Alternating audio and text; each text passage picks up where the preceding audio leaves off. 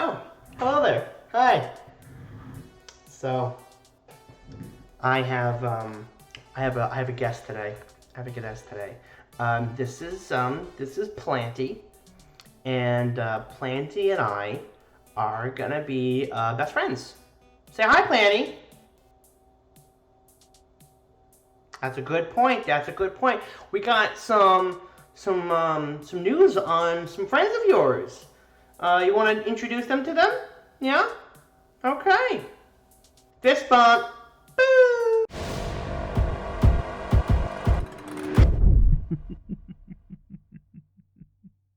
The Dryan Lifebourne Order. Faction lore. Mystical weavers of the raw magical energies of life and death.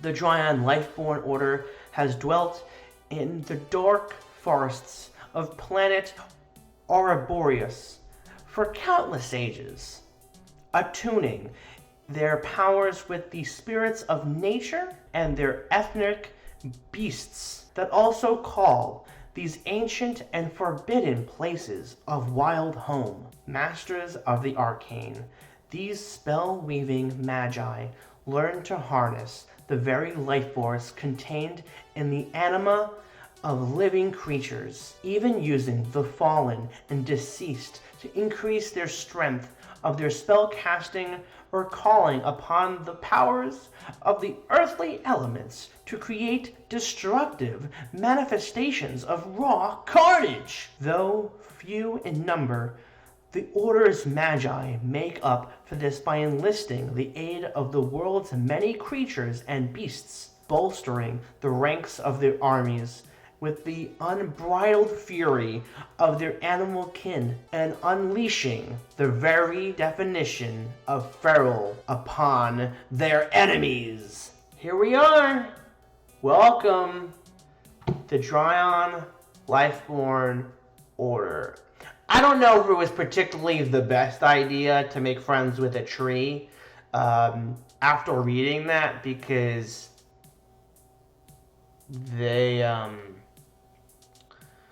they seem to be very dangerous. So I don't know if I want that.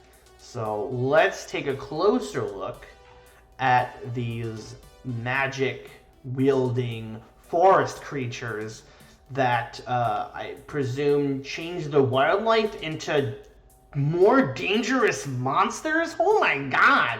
Two-headed dogs, that looks like a bear crossover. We got this Native American looking Lifebourne Order. That looks like the Hulk. I don't know that's a huge monster.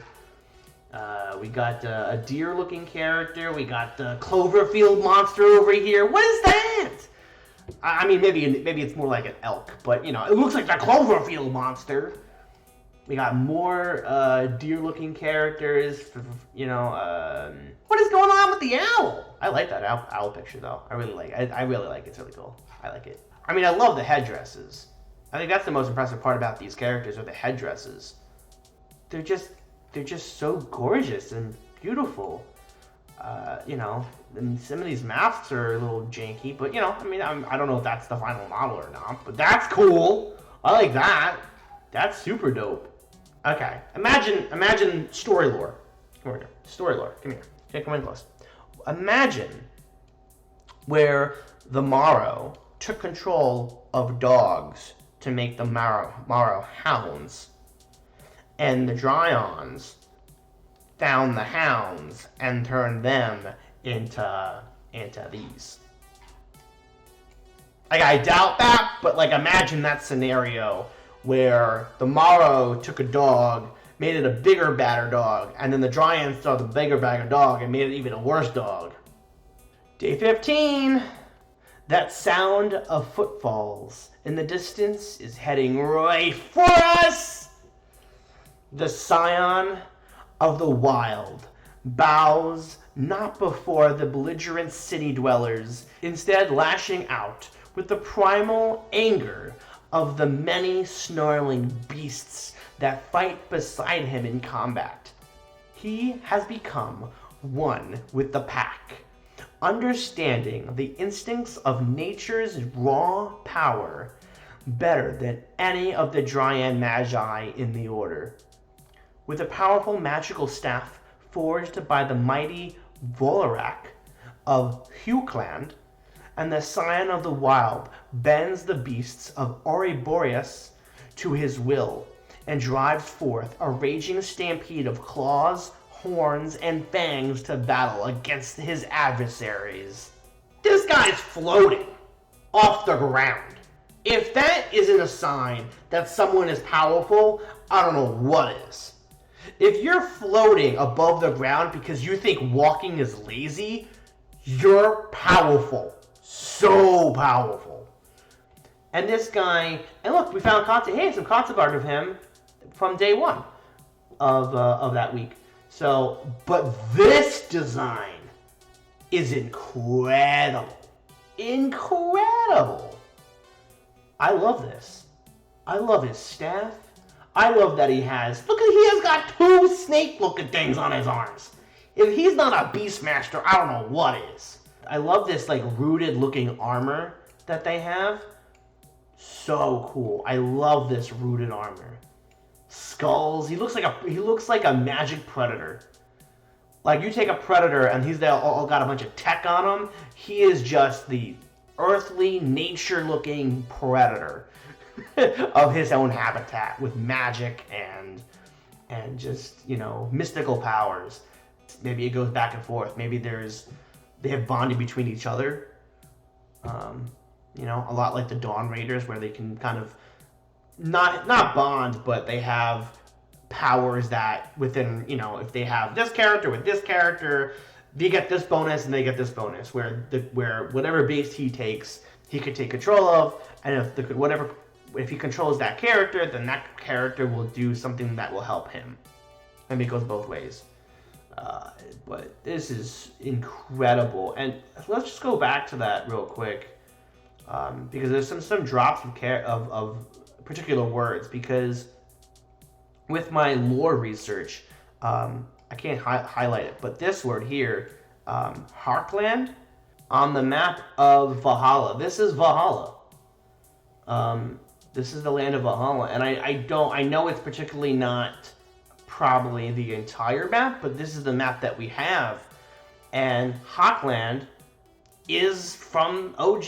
So we're returning to a place that we have essentially seen before or heard bar. So he's a Dryan Magi. So a Magi, I presume, would be the class, and of course Dryan being the species. I don't think Magi would be the species. I think Magi would be the class. So Dryan is probably the species.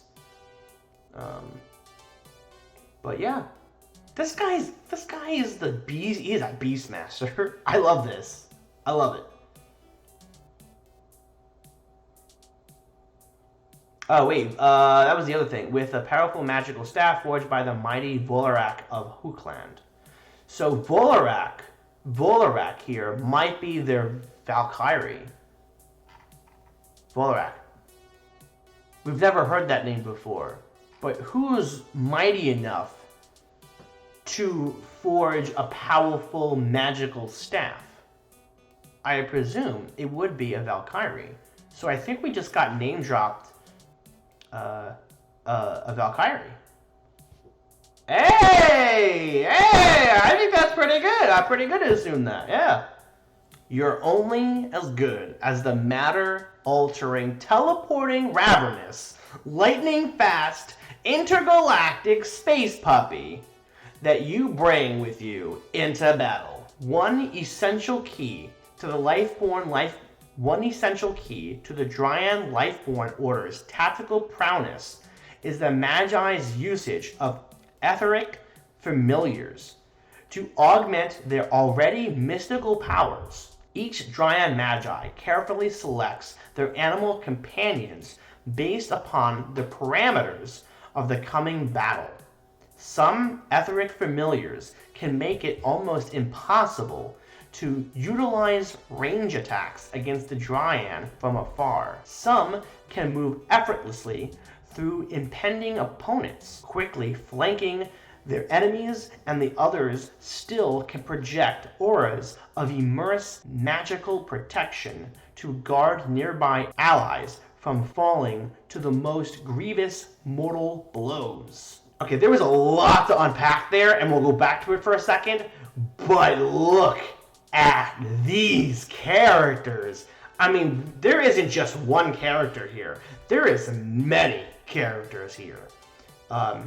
And I think this goes hand in hand with the Monster Slayers. When they say ethnic familiars, we're going to be getting unique heroes that are ethnic familiars. So that ethnic familiars might be their species or their class, and we'll be getting like specific names. So here's dog character, here's owl wolf character, here's bat wolf character. I know when I first saw this, my first reaction was, can we combine these different familiars into other units? Are there particular characters and unique heroes that we can essentially like choose and like transform and whatever? But like, I think that's why I'm glad I'm doing this now and not as soon as I did it, just so I don't look that stupid. We definitely have something here where we are getting particularly many different designs. And I think there's only 2 on the board here.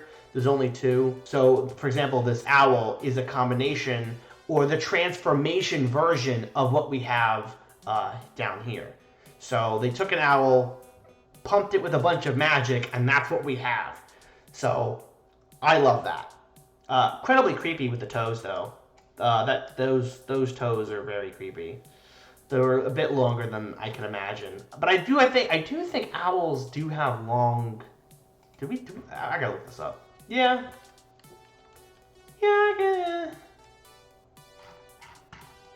I don't see claws though. They look like fingertips. They look like just little arrow nails. Then again, I don't. I trim my nails a lot, so they just look like a bunch of lady fingers. It's creepy. I don't like it. Creeps me out. But teleporting dogs? Yeah! I want a teleporting dog. How does that work? How many spaces can I allow to teleport? Chewbacca can teleport 10 spaces on a same level space. So it has to be it's got to go from, let's say, level 1 to 10 spaces away, level 1. It can't go from level 1 to level 3, 10 spaces away. So I wonder if this dog can essentially do that. He can teleport onto height. He can leave engagements and just get on height real quick. That would be pretty cool. Something that I don't think we really see that often. I mean, obviously things with stealth flying, but he doesn't fly. He teleports. It does something different. So it might have a different rule set. But yeah, very, very majestic. Majestic. Initiate petting right now. We're initiating the pets. That thing could stay away. That could be looking out my window right now, and that would be terrifying. If I opened my curtains and I just saw this staring at me, I'd piss myself. This is terrifying. This is absolutely terrifying. So there's just going to be a lot of them. So there's the Dryan Magi, and then the familiars. A lot like the Dawn Raider Syndicate, there is this two-way street of, the Monster Slayers and the Captains work with each other, and vice versa, where there's this probably two-way street with the Dryan Magi and their familiars. And so, even though it's the same type of concept, but I think it's very different because instead of going from hero to squad and squad to hero, it's two heroes working off of each other. So it's not very squad based, and it's potential that they could still have squads. They could still have squads of familiars, but them showing off that there's heroes, unique heroes, and we have the Magi Beastmaster and the familiar hero, and having a bunch of heroes in your army is so cool. I love that. A whole hero army I used to scoff at. I used to make fun of Matt a lot because he would take like a D&D party of unique heroes, and I would go like, Matt, you need squads in your army. You need squads. But I think with Age of Annihilation, we will be getting a lot of army builds that are mostly or all heroes. And I think that's interesting to see how it compares to Oldscape in the sense that there's a lot of squads. Do the squads still overpower all these heroes? What can these heroes do that can overpower an army of Morrow, army of orcs, an army of zombies? It's interesting. So getting this idea that maybe they can get away from battle very quickly and can flank and move back and forth, or maybe the owl can essentially attack and then also move away, a lot like the custom Zedian Deathwings.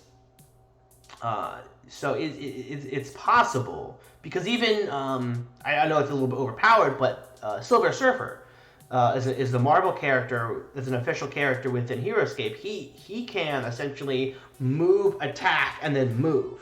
So bringing that type of ability into HeroScape in the sense that it being an official unit in Age of Annihilation, I think would be a perfect fit for that owl character.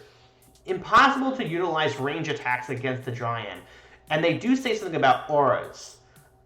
Maybe not these two familiars, but I'm sure there is a familiar that gives an aura of being like literally cannot be shot.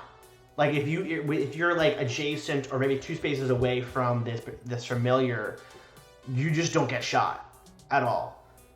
And that possibility is very interesting to me. So if you have a whole army of stingers and you can't do anything about it, that's pretty cool. Like, I like that a lot. I think that's a lot of fun. So bring on the animal horde. Give it to me. I mean, even if they're weak, right? Even if they're like 25 points, 50 points characters, and I can just take the Beastmaster and a bunch of animals, that sounds so much fun. So much fun. So I'm really curious to know how many familiars can we take with let's say a 500 point limit. The sea does not like to be restrained. The oceans and rivers of Valhalla were as deadly as any battlefield. And that was before the Dryan Lifebourne Order arrived on the planet. With Dryan Magi as diverse as the various life forms of their home planet of Arboreus, it is small wonder that one such as the Master of Tides would arrive to unleash the cataclysmic destruction of Valhalla's oceans upon her enemies. Cataclysmic destruction of Valhalla's oceans upon her enemies. Capable of drawing upon the elemental powers of water from rivers deep beneath the earth, the Masters of Tides magic is capable of forming localized tsunamis and violent water spouts to wreak havoc. The Master of Tides can become near impossible to harm when using local water sources to mask her form from would-be attackers, making her all the more frustrating to opposing commanders. Talk about an ugly thing. I mean, this is disgusting. Look at all those tentacles, this octopus-looking creature that probably is the most unattractive thing. A lot like your mom. So yeah. So badass! So badass! Oh my god! It is very possible that if, even with the very little water that you see on, let's say, competitive maps from EscapeCon or different tournaments that you might be going to, and hopefully you don't feel when you do build with water that you're afraid to build with water by the chance that someone takes the Master of Tides, that they become too overpowered.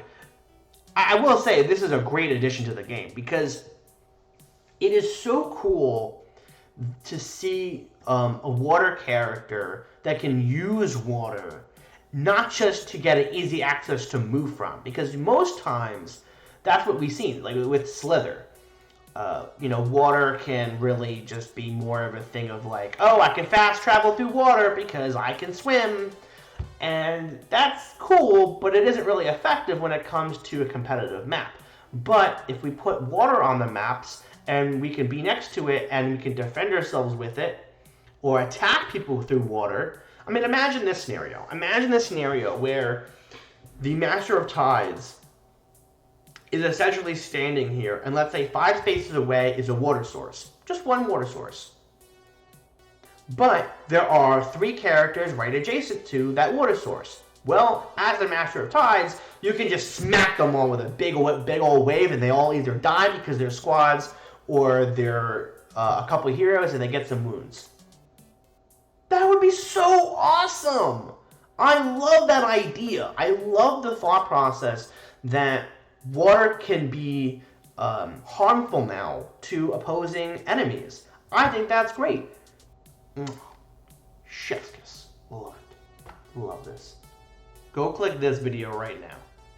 Go click it. Go watch it. You can see my full reaction there from when this next drop went down. I'll try to compress myself. I'll try to keep calm. But if you want to see my reaction to this next one, my true reaction, go right there. Click there. Anyway, day 18. The old unit was destroyed that day protecting her, but found the greater purpose it is so desperately wanted. When the new unit came online, the smallest metal scrap of what remained of the old, all that could be found in the still smoking crater, was forged into its new construction to honor its sacrifice and his love for her. Happy Friday. See everyone on Monday. Bro! I called it, by the way. I called it. And I mean, look, if you haven't seen the video, go check it out. But I called this one. I saw this as soon as Jeremy was like, oh, these characters are like coming from Swarm of the Marrow. I was like, bro, it's who else came with the Swarm of the Marrow? Q10. Q10, everybody! Q10. Look, he could be maybe not major Q10, but he could be like, General Q10. I don't know. Maybe Q10.5, Q11, maybe.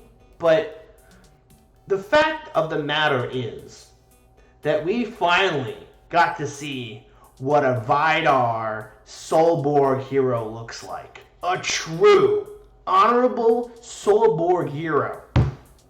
Yo!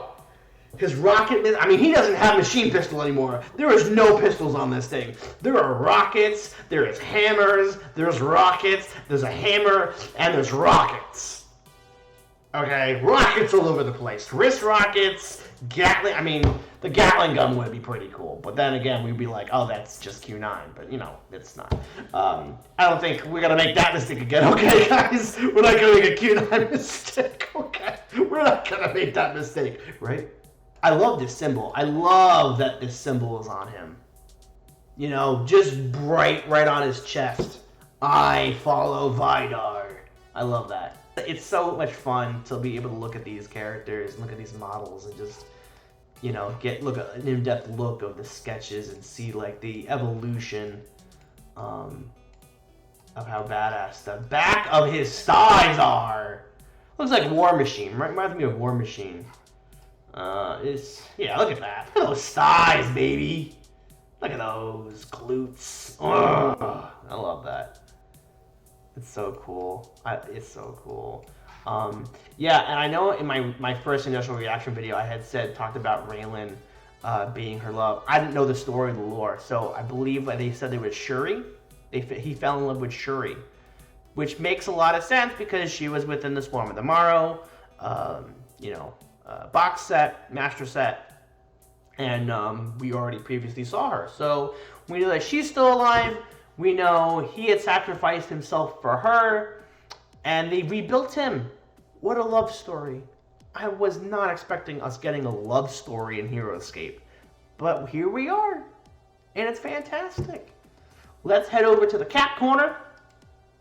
Cap Corner! Cap Corner! Heading over to the Cap Corner. On figure sizes. This is the topic, figure sizes. In Carmine, yes, everything in Avalon Hill is being scaled to each other, 28 millimeter heroic for the most part. A few monsters have received a slight bump in places to improve their value/presence, like perhaps an oversized Dryan dragon or a certain frozen horror. What the hell does that mean? Oh, and by the way, I completely forgot. Thank you for, Chris, thank you for reminding me. This right here is the dragon that we saw at Gen Con, and he is part of the Dryan Lifebourne Order. So I would, and also this character and also this character. Both of these, all three of them are Dryans, and that was confirmed, and I think they will mention that. So that is what he's going for here too, as well with this, the oversized Dryan dragon. That is what he's talking about there. But the certain frozen horror. What are you talking about? What are you talking about? The frozen horror is from Hero Quest. I see it. That's a really blurry image. Sorry. Frozen horror.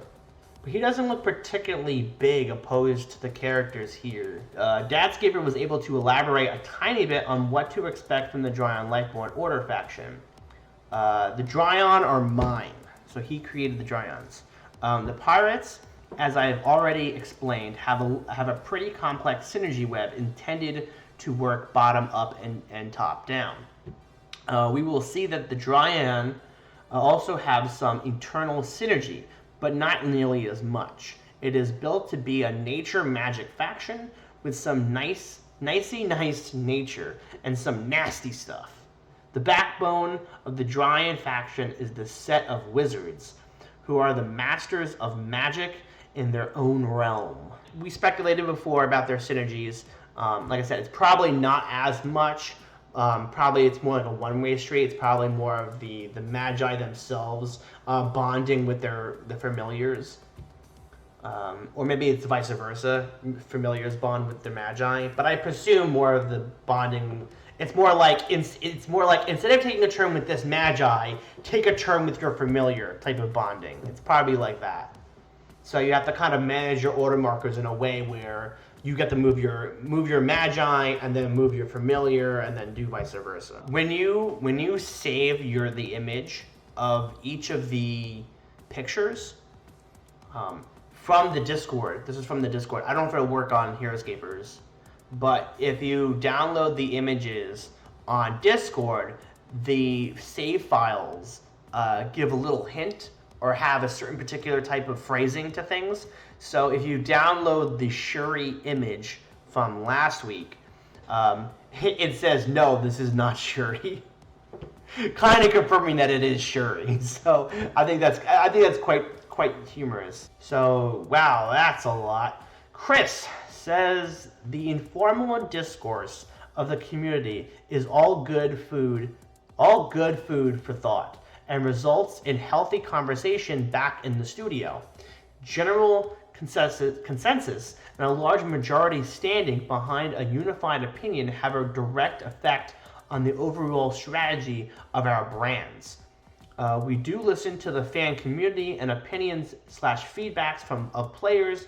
Almost the entire team is here hiding in the shadows and lurking, listening, and that conversation drives review and further discussion for future development, keeping in mind we work about 2 years ahead of retail launches. The direction of the brand, like HeroScape, is actually heavily based on the wishes and dreams of this community over the last decade. While you may be looking at parts and pieces in a teaser format on the Discord, the overarching marketing strategy and direction of design and development are the amalgamation of years of the community's general input into a pool of what if. and bucket lists. While that might not yield a result to satisfy every single solitary perspective and opinion, that the net result should feel familiar to the general requests of overall wishes of the active and vocal player base. Also, rest assured, Hasbro has the infrastructure and personnel to properly curate and inform consumer behaviors and seek out consumer insights for the appropriate demographics. That process also yields valuable data to help develop a business strategy that works to ensure we are moving the business in the correction direction for our brands. On the other side of formal request for affirmation, inclusion, third-party development request for fan-generated content to be accepted as canon or official will typically be ignored by the team by design, as it can create potential legal issues and is better handled through very specific channels that are designed to protect inventors and creators on both sides. It is recognized by the team that a group of dedicated and passionate fans helped keep this community alive for years with fan-generated content. And that drove our decision to form the War Council and bring those people into the circle to help relaunch the brand. And for that, we greatly appreciate that talent supplementing the Avalon Hill team in an official capacity. For everyone on the Discord, know your voices are heard. You have a direct connection to the team without filters. And that this is something very new and different for Hasbro as a whole. You are blazing trails, everyone. That was a lot. And he is referring to the SOV and the C3V. And I don't know if more of the 3CG, but it is possible that the SOV and C3V, I don't think they can really bring any of those units to Age of Annihilation as of right now. It is probably very tough for them conceptually to do that. Chris and the entire team for speaking out and talking about these type of decisions, which is great. I mean, if you haven't already, join the Discord page. There's a lot of interesting conversation going on, and you could talk to the team themselves. You can reach out to them and you can communicate with them and you can tell them what you think, and they'll keep it in consideration. They are working hard. Trust me on that. They are working hard. I see it and I know it. Alrighty, Noodles says, it would be amazing if there was a premium edition that was painted. I'd surely pay extra. Not the first time we've heard that comment. There are considerable logistics and costs associated with an initiative like that. It will come down to simple arithmetic. Do we apply the team's resources, budget, and time into producing a premium edition with X volume for X amount of consumers interested? Or are those resources, budget, and time better spent producing more new items that appeal to a larger amount of consumers and therefore can generate a higher volume of units sold? At the end of the day, Hasbro is a business and Avalon Hill will only exist as long as it's profitable. Yes, it's a fan-focused business, but there still needs to be enough fans willing to produce the item to make it viable to manufacture. I'll give you an example to ponder, purely theoretical. If the price to develop was identical, would you rather get two options of the same unit, painted and unpainted, or two different unique units unpainted? Yes, you can only choose one. Therefore, literally having the overall size of the product line to incorporate painted options for purchase at a steep premium online. That's a really good point, Chris. It really is. Sadly, I think a lot more people want them painted. But I want more units. And I think that's important for us to all think about. Truly. Let me know what you guys think in the comments below. Let me know what you guys think. I truly don't feel that they're going to go the painted route just because they would rather give us all of the units that they can. And I think that's the most important part. It really is. Because we can always get them painted by someone else. Or we can always paint them ourselves. Painting has... To get them painted already, like, it has nothing to do with getting more units. This could be... Age of Annihilation could be the only chance that this game comes back in full form, or it just dies right after this. It could just possibly just die right after this. And then guess what? We'll never get units ever again. Hasbro will never come back to this ever again. They'll see it as a complete failure, scrap everything, and we'll never get anything ever again. And then what happens? Then this community dies. Or we just live off and do it again. I don't want to see that. I don't. I want to be able to show them that we can fully accept this idea that we can accept unpainted units for the rest of our time and get fresh and awesome concepts and ideas to expand this game. But like I explained earlier, we are at a point where the models look so badass and so detailed. I mean, looking at the concept art, and if you like a faction that you like, and you think it looks cool, and you're like, man, I don't want to paint that, it doesn't matter. You're getting an awesome figure, and we haven't even seen what it does yet. Imagine getting the Lich Lord, or getting the Familiars, and we don't even know what they do yet, and I'm still like, yo, that is so cool. And there's way more ahead of us that I'll cover in the future that are just as amazing to look at as the concept goes.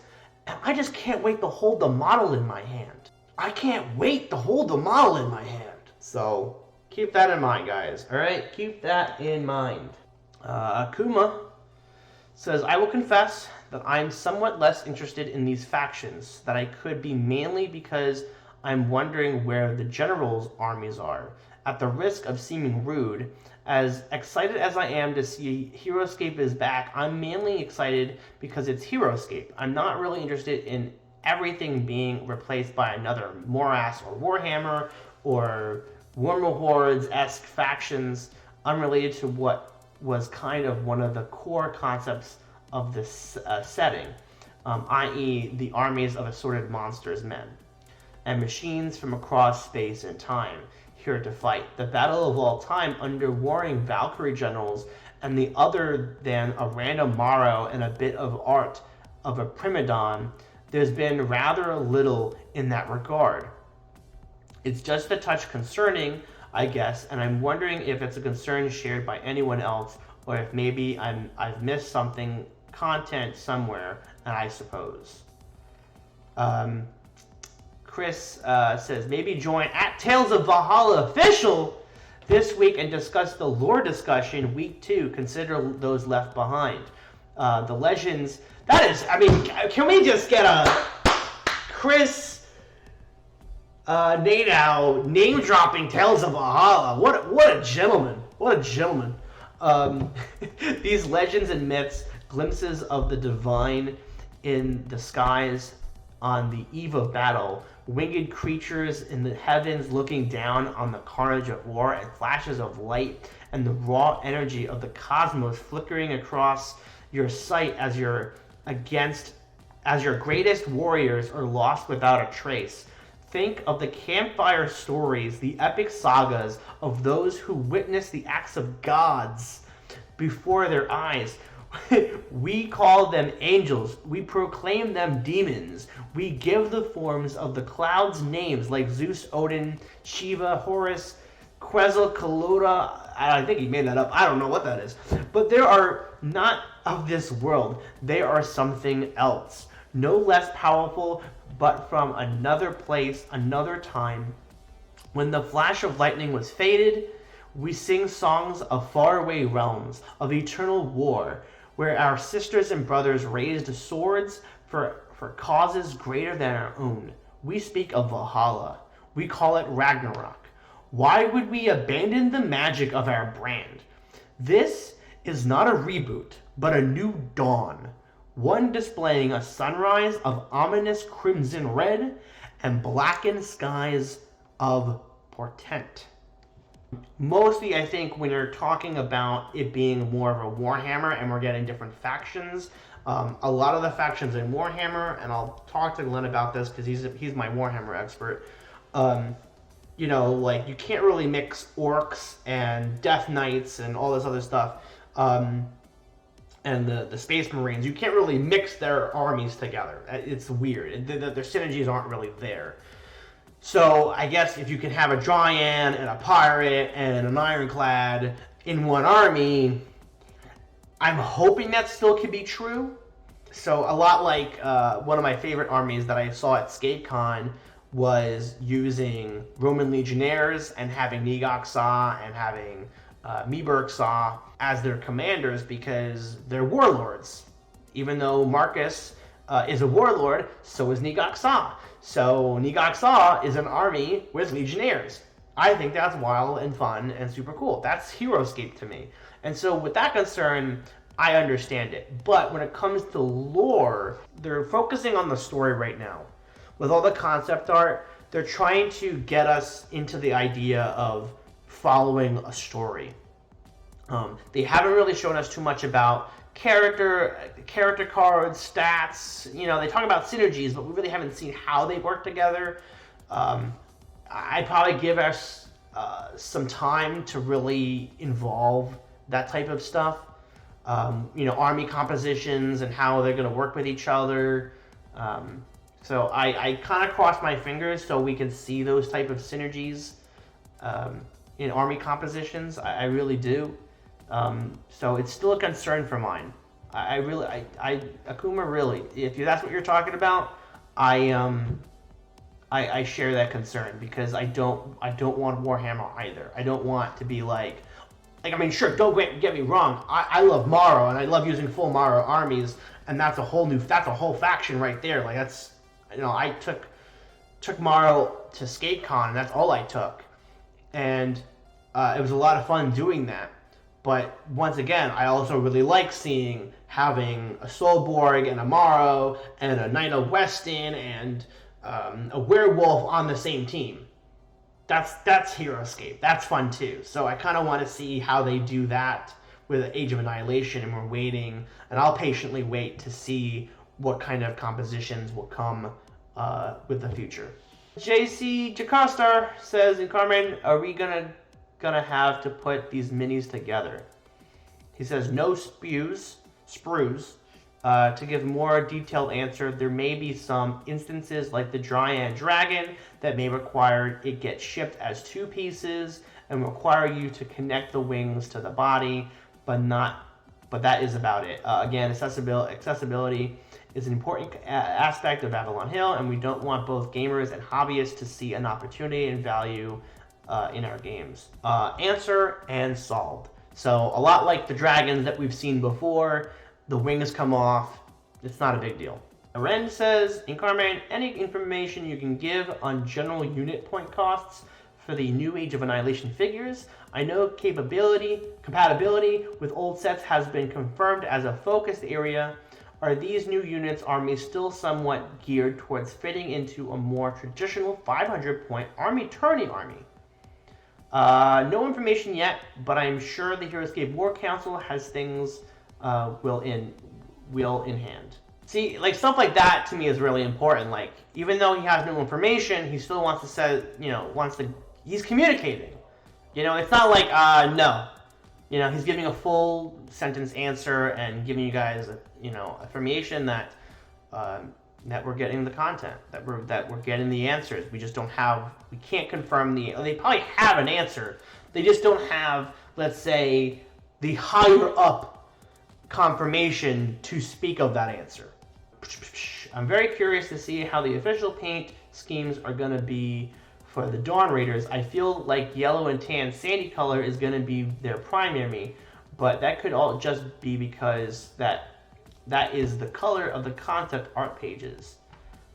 You may notice in the concept art that everyone in the Dawn Raiders have a rag placed somewhere on their form to provide a unified element to paint in the color of your choice and unit your scheme regardless of the differences in form. Okay. That's pretty cool. So from the design point of view, for those painters out there and want to make a specific type of, you know, distinction between your units, you could change that particular rag to whatever color you want. So for example, me, I want that to be orange, knowing that if I go to a tournament, you know who's who. All right, more on the Dryan Lifebourne faction from Dadscaper. Craig is chiming in. Typical Saturday for me, adding more detail to sculpts, tweaking powers. I'll give you the quick version. We brainstorm where we want to go with the new story. We draw lots of cool sketches. We pick the new awesome ones to sculpt. Then we work with our talented sculpting team to bring the sketches into 3D world. We refine and make sure that we can tool the figure while striving for a high level of detail. We work as a team. We all want the same level of excellence, so we all kick in to make things better. It is a little different this time. Back in the early days, we did not want a ton of detail because we knew we would have to paint it. Some figures and details like Sonlin, others were purposely simple to keep paint prices down. So, still covering on the paint subject, and that makes a lot of sense. It truly makes a lot of sense. And I think we're seeing that evolution. I think it's great. I know people are still upset, but I think it's a great explanation. Thank you, Craig. Thank you, Craig, very much. I thought this from Dadscaper on the concept art process was an interesting read. Here's the process. We talk through the look we envision for one faction or another with Craig. He workshops it with us individually at this point to make it better. Then we get to work on our designs. Sometime later, maybe a few weeks or a couple of months, he produces a board. I forget the name, which was some doodles on it, and they express the vibe that we're going for.